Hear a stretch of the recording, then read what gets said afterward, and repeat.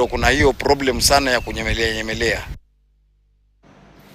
Tukiachana na masuala ya kunyemelea, tuangalie masuala ya glucose.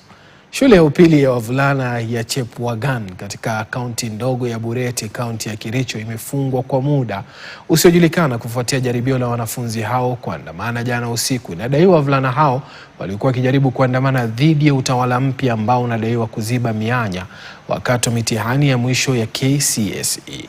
Kufikia wakati wa kupeperusha kwa taarifa hii, wavulana walikuwa wameachiliwa kwenda nyumbani, na mkurugenzi wa elimu kaunti ndogo ya Bureti Beatrice Moshama alikidhibitisha kisa hicho. Mkurugenzi wa elimu kaunti ya Kericho aliambia Standard kwamba wavulana hao walikuwa wakijaribu kuandamana dhidi ya utawala mpya ambao ulikataa kuwapa glukosi wanafunzi wa kidato cha 4 waliofanya mtihani ya mwaka jana.